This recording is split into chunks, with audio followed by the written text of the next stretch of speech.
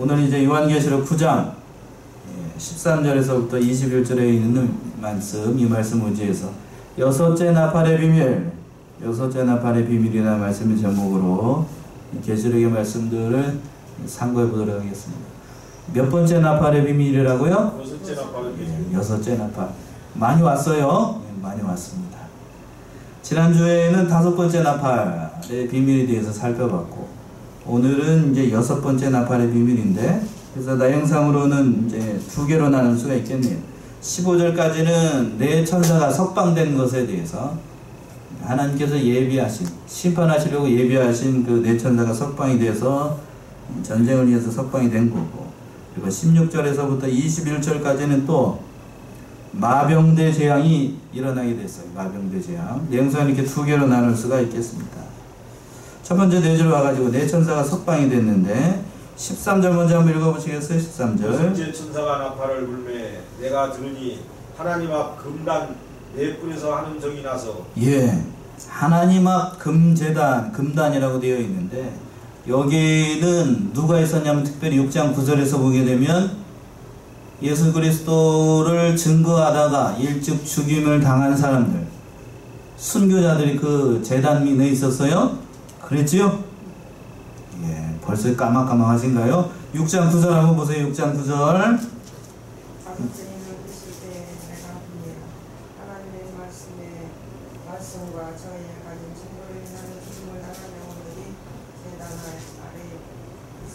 예, 다섯 번째 인을 뗄 때에 내가 보니 하나님의 말씀과 저희의 가진 증거를 인하여 죽임을 당한 영혼들이 제단 아래에 있었다고 하는 것, 순교자들 얘기를 하는 거예요. 일찍 죽임을 당한 사람들, 예수 그리스도를 믿은 것 때문에 이 세상에서 목배임을 당하고 사자의 밥이 되고 십자가형을 당하고 어두컴컴한 그러한 모든 곳에서 일찍 죽임을 당한 사람들, 이 사람들이 순교자의 특별 반열, 그 금제단 안에 있었습니다. 그래서 그 금제단에 있었던 사람들이 뭐를 했는가? 기도했어요. 순교자들이 기도했습니다. 언제까지 우리들의 그걸 실현해 주지 않겠습니까? 하나님 앞에 기도했죠. 그랬더니 하나님께서 잠시 그 수가 찰 때까지 어떻게 하라고 그랬죠? 기다리라고 그랬어요. 기다리라고 했습니다. 그 기도가 모아져가지고 언제 응답이 됐냐면, 응답이 됐어요. 지금 응답이 돼가지고 하는데, 언제 응답이 됐어?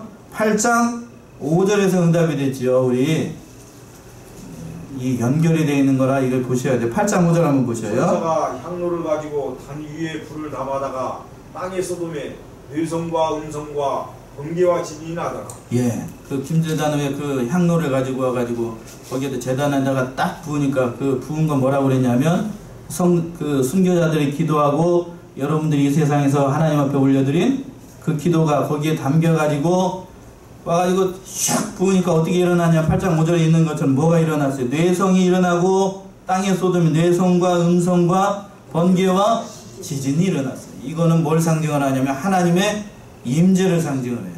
그러니까 기도대로 하나님께서 이 세상을 심판하시는 거예요. 그러고 난 다음에 뭐가 일어나냐면 일곱 나팔 재앙이 일어나게 되는 겁니다. 어떻게 연결이 되는지 아시겠죠? 그러니까 나팔 재앙은 성도들의 기도, 우리들의 기도가 하나님 앞에 응답이 돼서 이 세상을 심판하시는 거예요. 이 세상을 심판하시는 거예요. 그러니까 여기에서 이 말씀도 여섯 번째 그 나팔도 결국에는 기도의 응답. 뭐의 응답이라고요? 예, 기도의 응답이에요. 기도의 응답. 기도의 응답이어가지고 이 세상을 심판하시는 응답인데, 네 뿔에서 한 음성이 나서 라고 되어 있죠. 13절 하반절. 네 뿔, 그 제단에 있는 네 뿔이 있어요. 네 뿔에서 한 음성이 났다는 것은 거기서 뭐냐면 그 금제단에 이렇게 그 성도들의 기도를 부었잖아요. 그러니까 그 기도에 대한 응답으로서 하나님께서 얘기를 하신 거라고요. 뭐라고 응답을 하셨는가가 14절, 15절에 나와 있는 거예요. 나팔 가진 여섯째 천사에게 말하기를 큰 강 유라대에 결박한 네 천사를 놓아주라 하며 네 천사가 놓였으니 그들은 9년 월일시에 이르러 사람 3분의 1을 죽이기로 예비한 자들이다. 예, 15절은 읽을 때 그 띄어쓰기를 잘 읽어야 돼요. 잘못 붙이면 그 이상해집니다. 예, 좀 이따가 한번 보도록 하고요. 예, 14절 보시면 나팔 가진 여섯 천사에게 말하기를 누가 말했다는 걸까요? 여기서 누가 말했는지를 알아야 돼요. 그리고 13절 하반절에 네 뿔에서 한 음성이 나서 나팔 가진 여섯째 천사에게 말하기를 누가 말했을까요? 하나님이 얘기를 했겠죠.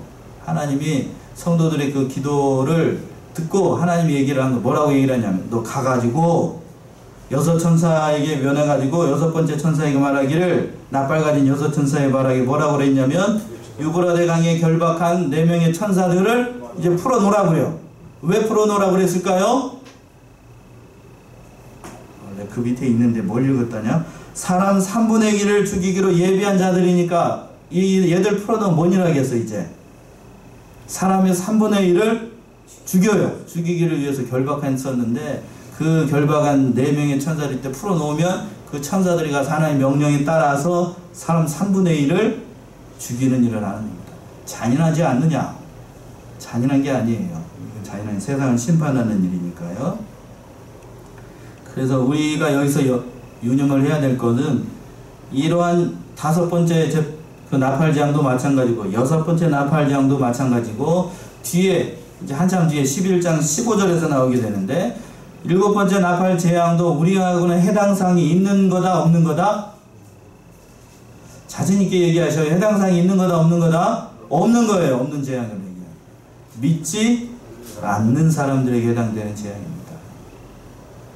그러니까 여기서 이제 14절 보시면 여섯 천사에게 말을 해가지고 큰 강 유브라데에 결박되어 있는 그 네 천사를 놓아주라고 해서 큰 강 유브라데에는 뭔가 이스라엘하고 이방 나라를 나누는 그 국경선을 얘기를 하는 겁니다. 영적인 의미를 더한다라고 하면 교회하고 어디하고 세상하고 나눈 경계가 이 유브라데 강이에요. 그러니까 그 유브라데 강에 있는 4명의 천사들을 놓으라는 거예요. 결박되어 있는 천사들을 놓으라라고 얘기했습니다.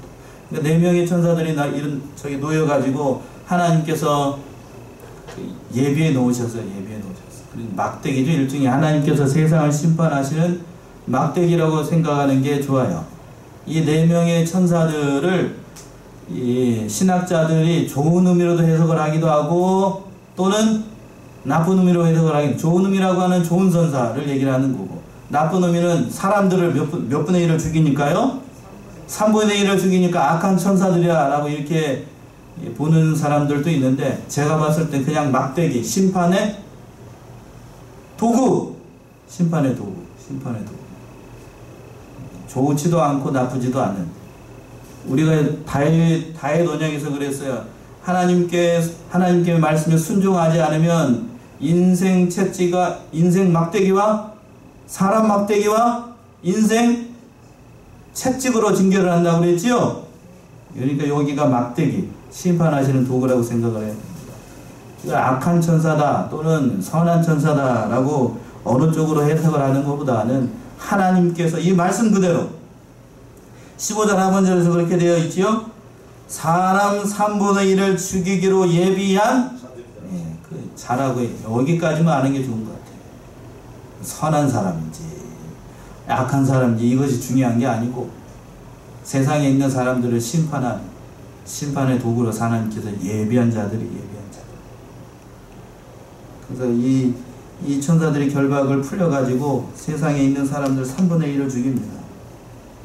어떤 사람들은 말세에 유브라데 강이 있는 어떻게 해석을 하는 사람들도 있냐면 중동에서 그 유브라데 강에 있는 그 중동에서 3차 대전이 일어나가지고 세계 인구의 3분의 1이 죽는다라고 이렇게 주장하는 사람들도 있어. 혹시 들어보셨나요? 그렇게 해석을 하면은 그건 세대주의 해석이라고 얘기합니다. 무슨 해석? 우리 한국교회 요한계시록 해석을 할 때에 세대주의 영향력을 많이 받았어요. 그래서 이 잘못된 세대주의인데 이 계시록을 풀 때에는 어느 연대나 어느 지역이나 어느 지방으로 국한돼서 해석을 하게 되면 계시록의 말씀이 어떻게 되더라? 산으로 가요. 산으로 갑니다. 그렇게 해석하면 이상해져요. 그렇게 해석하면 안 되고, 이거는 특정한 세력을 얘기하는 것이 아니라 하나님께서 예비하신 자들, 심판에 두고 이렇게 보는 것이 맞습니다. 그래서 15절 시작을 15절 보시면 15절 내 천사가 놓였으니 그들은 그 년, 월, 일, 시에 이르러. 그러니까 연, 월, 일, 시라고 하는 것은 하나님께서 예비하신 때, 예비하신 때에 노임을 받아가지고 세상에 남아있는 3분의 1에 해당하는 사람들을 깨끗이 어떻게 하는 날? 청소하는 날. 죽인다고 그러면 섬뜩하니까 청소하는 날, 청소하는 날. 섬뜩하신가요? 예, 섬뜩하십니까? 예, 섬뜩하지 않죠. 이것을 보고 우리는 어떻게 생각을 하냐면, 왜 세상에 있는 3분의 1의 사람들이 죽임을 받는데 왜 섬뜩한 생각이 들지 않아야 되는가? 그 사람들에게는 하나님께서 뭐 할 기회를 많이 줬냐면, 회개할 수 있는 기회를 많이 줬어요. 지난주에 5번째 나팔을 불 때에 이 세상에서 뭐가 가려진다라고 그랬냐면, 뭐가 가려진다고 그랬죠? 해가 가려지고 또 진리가 가려지고 그런다고 그랬지요? 12절 한번 읽어보세요. 9장 2절. 9장 2절이요? 예. 저가 무지개를 여니 그 구멍에서 큰 풀무의 연기 같은 연기가 올라오매 해와 공기가 그 구멍의 연기로 인하여 어두워지며. 예, 해와 공기가 그 구멍의 연기로 인하여 어두워진다라고 얘기를 했죠? 이건 말 그대로 문자적인 의미로 공중에 있는 해와 공기가 어두워진다는 그런 의미도 있고, 영적인 의미를 더하게 되면은 진리가 어떻게 되는 시대? 예, 타락하고 어두워지는 시대. 그러니까 사람들이 진리를 발견하지 못하는 시대가 되는 거예요. 그래서 그러한 심판을 받아서 여기 있는 사람들이 그러한 심판을 받는 겁니다. 하나님이 정하신 때가 되면 세상에 있는 믿지 않는 자들 하나님께서 심판하셔요. 그 말씀이 데살로니가 후서에서 나와 있습니다. 데살로니가 후서 2장 10절. 데살로니가 후서 2장 10절에서부터 12절까지 한번 읽어보세요. 우리의 모든 속임으로 멸망하는 자들에게 임하리니 이는 저희가 진리의 사랑을 받지 아니하여 권함을 얻지 못합니다. 이러므로 하나님이 유혹을 저희 가운데 역사하게 하사 거짓 것을 믿게 하시는 진리를 믿지 않고 우리를 좋아하는 모든 자로 심판을 받게 하여 하십니다. 예, 12절 보시면 진리를 어떻게 하지 않고 믿지 않고 불의를 좋아하는 모든 자로 심판을 받게 하려. 예, 마지막에는 이렇게 된다고. 불의를 좋아하고 진리를 믿지 않는 자들 당연히 어떻게 되겠어요? 심판받는다. 말세가 되면, 하나님의 때가 되면 내 천사가 놓이고, 내 천사가 놓이게 되면 세상에 있는 3분의 1의 사람들이 진리를 믿지 않기 때문에 그 사람들이 심판을 받아서 3분의 1에 해당하는 사람들이 죽게 됩니다. 그리고 16절부터 보게 되면, 본문으로 돌아왔어요. 16절부터 보게 되면 그 마병대 재앙이 나오게 되는데 한번 보세요. 마병대 재앙 16절 한번 읽어보세요. 마병대의 수는 2만만이니 내가 그들의 수를 들었노라. 예, 마병대 수는 2만만이라고 되어 있으니까 마병대는 세상을 심판하기 위해서 오는 그러한 또 심판 하나님의 도구인데, 하나님께서 이용하시는 사람, 단체, 모든 것을 다 통과할 수 있습니다. 통칭할 수 있어요. 2만만이니까 대단히 많은 수를 의미를 하는데, 숫자 그대로 살펴보게 되면 2만에다가 만을 곱했으니까 얼마죠? 2만에다가 만. 32,000원. 아니, 더한 게 아니라 곱했다고요? 2만만. 2만만. 숫자가 커지니까 잘 모르세요? 2만만. 20억 아니고 하나 또 떼야 돼. 2억이죠. 2억에 해당하는 마병대가 나온다고요. 마병대 수가 얼마나 된다고요? 2억 마리의 마병대 수가 나타난다고. 군대 숫자가 2억 명이라던데요. 이들이 전쟁을 일으키게 되면은 이 세상에서 살아남을 사람이 몇이나 되겠어요? 그러니까 그 사람들이 나와가지고 땅의 3분의 1에 해당하는 사람들을 죽이는 거예요. 3분의 1. 17절 18절 한번 읽어보세요. 17절 같이 먼저. 이상한 가운데 그 말들과 그 탐자들을 보니 불빛과 자주빛과 유황빛 흉감이 있고 또 말들의 머리는 사자머리 같고 그 입에서는 불과 연기와 유황이 나오더라. 18절까지요. 이 세 재앙 곧 저희 입에서 나오는 불과 연기와 유황을 인하여 사람 3분의 1이 죽임을 당하니라. 사람 몇 분의 1이 죽임을 당했다고요? 3분의 1. 앞에서도 땅의 천사들로 인하여서 그 네 천사들로 인하여서 3분의 1이 죽고 여기서 또 3분의 1. 그 말들과 그 탐자들을 보니 그 한번 보세요. 어떻게 생겼는가. 생김새가 불빛과 자줏빛과 유황빛 흉갑이 있고 그 말들과 탄 사람들이 그 흉갑이라고 하는 것은 여기 갑옷을 얘기하는 거예요. 흉갑 두른 거. 색깔이 불빛이 그냥 불빛이고 불빛 빨간 불빛 있죠. 그리고 또 그 빛깔이 또 핏빛 자줏빛이고 또 유황빛이라고 하니까 빛깔만 봐도 어떤 느낌이 드세요? 빛깔만 봐도 어떤 느낌이 들어요? 무섭지요? 무섭잖아요. 또 흉갑이라고 하는 거는 자기를 다 보호하는 그런 무기가 되는 거니까 이런 무기를 들고 전쟁이 나왔으니까 이 보기만 해도 무섭잖아요. 이것을 봤을 때에도 마지막 그 심판의 전쟁이 있게 됐을 때의 그 참상이 어떠할지 그 마병대에 의해서 죽어나가는 3분의 1에 해당하는 그 사람들이 어떠한 고통을 당하면서 죽게 될지 요한이 봤던 그 광경이 얼마나 끔찍했을지 잘 보여주고 있는 거겠죠. 또 이제 그 말들의 머리는 뭐 같고 또 사자머리 같고 또 그 입에서는 불과 연기와 유황이 나오고 그 입에서 뭐가 나온다고? 첫 번째 불이 나오고 또 연기가 나오고 또 유황이 나옵니다. 이런 무기가 있을까요? 이런 무기. 이런 무기가 아마 없겠지요? 상징적으로 표현을 한 겁니다. 또 그 보게 되면 19절 한번 읽어보세요. 19절. 이 말들의 힘은 그 입과 그 꼬리에 있으니 그 꼬리는 뱀 같고 또 꼬리에 머리가 있어 이것으로 해하더라. 예. 입은 그 입에서 이제 그 나쁜 악한 사상 거짓된 것을 얘기를 하는 건데 이 19절 잘 보세요.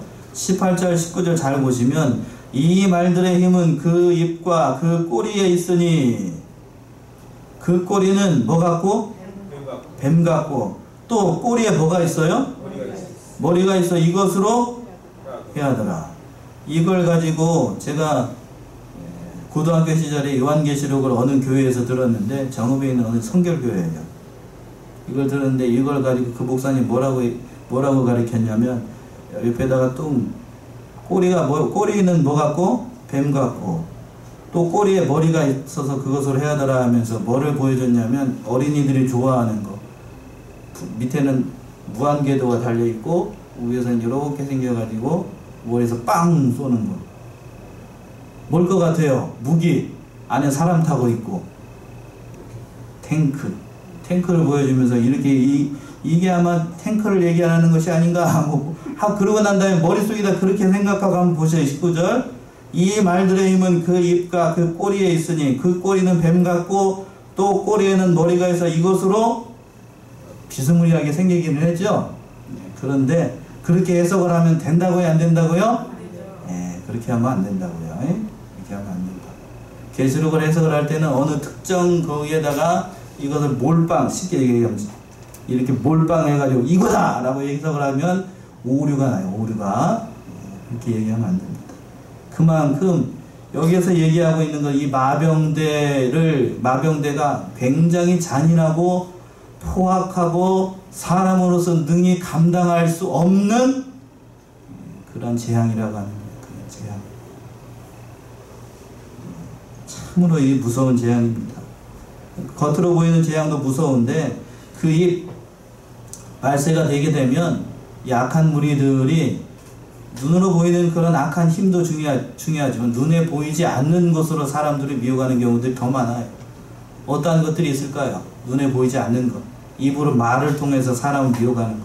잘못된 사상, 잘못된 철학, 잘못된 신념. 이걸로 사람을 미혹해가지고 사람을 죽음으로 몰아넣는 사람들이 많아요. 오늘날 잘못된 종교전쟁이나 잘못된 사상전쟁, 눈으로 봐도 더 잘 알잖아요. 공산주의 사상, 우리가 남북이 분단된 것이 뭐 때문에 그랬죠? 공산주의 때문에 그랬죠. 이 사상전쟁 때문에 얼마나 많은 사람들이 죽었어요. 또 2차 대전 때에 유대인들을 가스실에서 히틀러가 몇백만을 죽였냐면 600명 아니에요. 600만 명을 죽였어요. 600만 명. 600만 명. 600명, 저는 600명인 줄 알았는데 600명이 아니고 600만 명이, 600만이라고 하면 세상에 서울의 인구가 1000만인데 서울의 인구가 절반 이상이 거기서 가스실에서 죽었다고 하는 거니까 얼마나 대단했겠습니까? 그렇죠? 정읍의 인구가 아무리 많다고 해도 정읍에 있는 사람 다 죽어봐야 10만 밖에 안 돼요. 600만이라고 하면 어림도 없는 숫자가 어림도 없는 숫자. 이렇게 많은 사람들이 그때 그 잘못된 그 2차 대전 그 나치즘이라고 하는 그 사상에 놀아나가지고 독일이 끔찍한 일을 저질렀고, 우리도 마찬가지죠. 우리 밑에 여기 뱀꼬리 같이 생긴 나라한테 지금 아주 경제적으로 어려움 당하고 있고 또 지금도 어려움을 당하고 있는데 어느 나라인지 잘 아시죠? 지금도 거기에서 못 벗어나고 있어요. 그러니까 그런 얘기를 하려는 게 아니고, 그런 말세가 되게 되면 그러한 종교적인 것, 사상적인 전쟁이 많이 일어나요. 오늘날에도 마찬가지예요. 오늘날에도 지금 이 시간에도 마찬가지예요. 한번 교회에 이상한 사상이 들어오게 되면 어지러워지고 말할 수 없는 극한의 어려움을 겪게 돼요. 제가 거듭 얘기를 하는데 동성애가 한번 허락되는 순간 한국의 기독교는 생명이 끝난다고 봐도 과언이 아니에요. 동성애가 허락되는 순간. 목사들은, 물론 저는 그러지 않겠지만 목사들은 뭔 말을 하지 못하는, 동성애가 죄라는 것을 말하지 못하는 벙어리 개가 돼요. 벙어리 개. 벙어리 개가 되면 하나님의 말씀을 목사의 양심에 따라서 선포하지 못한다라고 하면 그 순간 뭐죠? 교회는 죽은 거에 사는 게 아니고 그 순간 끝나는 겁니다. 그 순간. 그런 사상적인 전쟁을 말세가 되면 일어나게 된다는 겁니다. 참 그때가 됐는데도 이러한 재앙이 임했음에도 불구하고 이 세상에 살고 있는 사람들은 그 재앙을 보고서도 회개를 하는가 회개를 하지 않는가, 그 사실이 중요하겠죠? 그 말씀이 오늘 20절과 21절에 있어요. 20절 21절을 읽어보세요. 이 재앙에 죽지 않고 남은 사람들은 그 손으로 행하는 일을 회개치 아니하고 오히려 여러 귀신과 또는 보거나 듣거나 다니거나 하지 못하는 금, 은, 동과 목석의 우상에게 절하고 또 그 살인과 복술과 음행과 도적질을 회개치 아니하더라. 예. 회개를 한다고요? 회개를 하지 않는다고요? 회개치 아니하더라. 제가 오늘 이 말씀을 전하면서 가장 중요한 말씀이 21절에 있는 말씀, 이 말씀이에요. 회개치 아니하더라. 이 말씀이에요. 그 마병대 재앙, 내 천사의 재앙에서 살아남은, 그 중에서도 살아남은 사람들이 있을 거예요. 그랬죠? 20절에서 그랬죠? 이 재앙에 죽지 않고 남은 사람들은, 이 재앙을 통해서 죽지 않고 살아남은 사람들은 당연히 뭐 해야 될까요? 하나님의 은혜에 감사하고 그래야 되겠지 않겠어요? 그치요? 그래야 되는데 그렇지 않아요. 뭐라고 얘기했냐면, 살아남은 사람들은 그 손으로 행하는 일을 회개치 아니하고, 이런, 어찌 해야 되는 거예요? 어찌 해야 되는 거예요? 어떻게 해야 되는 거예요? 어떻게? 그러면서 더 악한 길로 나갑니다. 오히려 여러 귀신과 또 보거나 듣거나 다니거나 하지 못하는 금은 동 목석의 우상에게 절하고 또 그 살인과 복술과 음행과 도적질을, 이게 사람의 악함이랍니다. 악함. 옆에 있는 3분의 1에 해당하는 사람들이 싹 죽어나가요. 죽어나가면서 자기는 겨우 살았어요. 살았으면 하나님께서 하나님의 은혜, 그런 가운데서도 살려준 하나님의 은혜, 그걸 붙잡고 회개하고 자신의 잘못을 회개해야 될 것인데 오히려 회개하지 않고 뭐에 더 사람은 악한 길로 간다. 악한 길로. 뭐가 가려졌기 때문에 그럴까요? 예, 정답이에요. 뭐가 가려졌기 때문에? 진리가 가려져 가지고 뭐가 선이고 뭐가 악한지를 모르니까 사람들 회개하지 않아요. 우리 이 사실을 통하여서 말세가 되면 사람들이 선해진다 악해진다? 악해진다. 그리고 진리를 발견할 수 있다 없다? 없다. 여기를 깨닫고 경성해야 됩니다. 그때가 됩니다. 물론 이 말씀들은 지난주에 살펴봤던 5 나팔재앙이나 6번째 나팔재앙이나 우리랑 해당 사항이 있는 거다 없는 거다? 없는 거지만 우리의 신앙을 경성해야 돼요. 경성해야 돼요.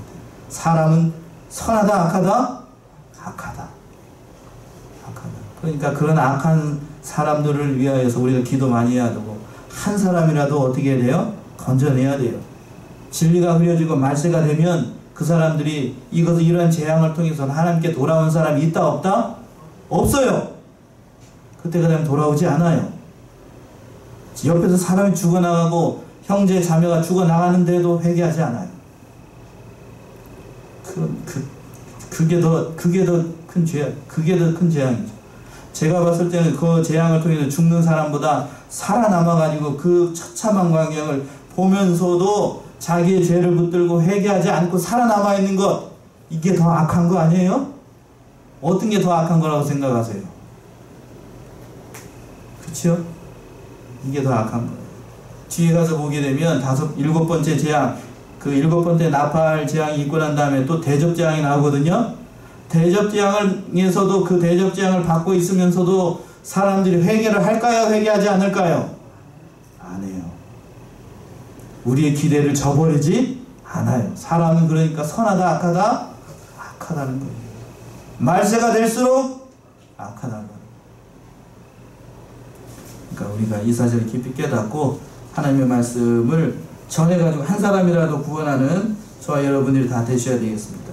자, 여기 프린터 보세요. 프린터 계시록 8장 9장 주요사항 정리라고 되어 있는데 제가 오늘 조금 빨리 끝난 이유가 있죠. 나팔재앙 8장하고 9장까지 뒤에 있어요. 뒤에 보시면 프린터가 있어요. 계시록 할 때는 한 장이 끝날 때에는 한 챕터가 끝날 때에는 뒤에 프린터가 목사님이 해놓으셨나 안 해놓으셨나를 보셔요. 그리고 있으면 얼른 가져오셔요. 자, 이게 6번째 나팔까지 우리가 좀 살펴봤는데 8장까지 하려다가 좀 한 게 있어가지고 제가 6번째 나팔까지 9장까지 끊어서 봤어요. 자, 보면은 이걸 시간 관계상 다 할 수는 없고 집에 가서 한번 보세요. 집에 가서 한번 보시는데 첫째 나팔 보면 첫 번째 나팔에서 두 번째 거 심판의 대상 찾으셨어요? 심판의 대상 저쪽 동네에서 뭐라고 해석을 하냐면 7 금초대 교회에 배도한 성도들을 심판을 한대요. 그런데 우리가 이때까지 살펴본 것처럼 나팔 재앙은 하나님을 믿지 않는 세상을 심판하는 거예요.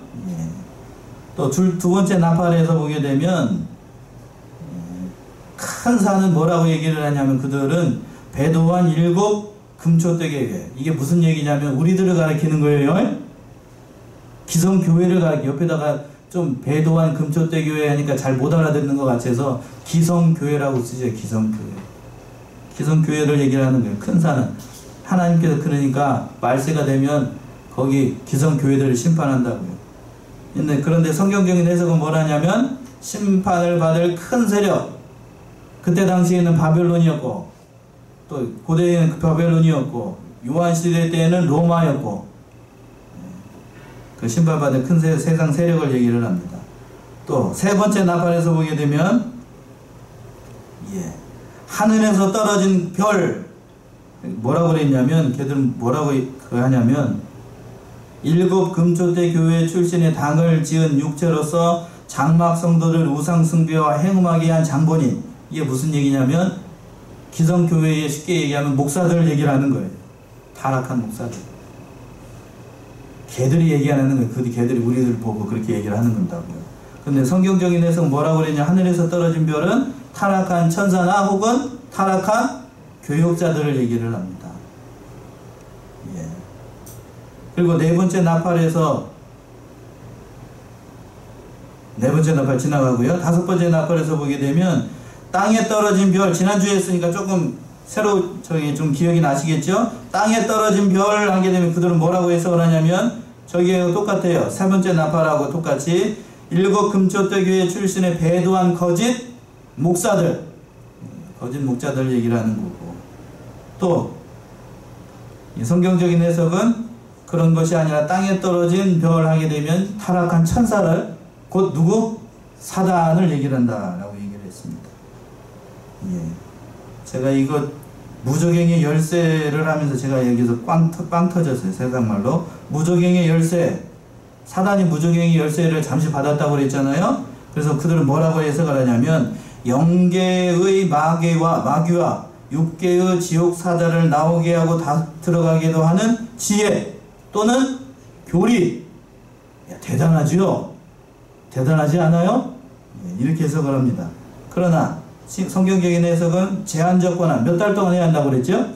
5달 동안 해야 할 수 있는 권한을 얘기를 합니다. 그리고 황충들의 임금을 보고 거기도 한번 보죠. 황충들의 임금 뭐라고 그랬냐면 거짓 목자들을 총쥐하는 머리된 목자. 예. 그러니까 저를 가리켰던 그 스승 목사님들 얘기를 하는 거예요. 뭔 얘기인지 아시겠죠? 이게. 그 다음에 황충들의 임금은 뭐라고 얘기를 했냐면 성경적인 해석 사단을 얘기를 합니다. 오늘 배웠던 6번째 나팔에서 보게 되면 큰 강 유브라들 걔들은 뭐라고 해석을 하냐면 지옥이라고 해석을 하고, 제가 뭐라고 그랬어요? 큰 강 유브라데는 이스라엘과 이방을 나누는 경계 또는 교회와 세상을 나누는 경계, 그게 큰 강 유브라데라고요. 그리고 그 년, 월, 일시 발음을 잘해야 된다고 그랬죠? 그 년, 월, 일시는 걔들은 뭐라고 그러냐면 이 땡땡시에 의한 실상 계시의 때, 이게 무슨 얘기냐면 그 이 땡땡시가 모든 계시를 이루는 때랍니다. 말도 안 되는 거죠. 말도 안 되는 거예요. 그런데 성경적인 것은 하나님께서 정하신 때, 심판의 때를 얘기를 하는 겁니다.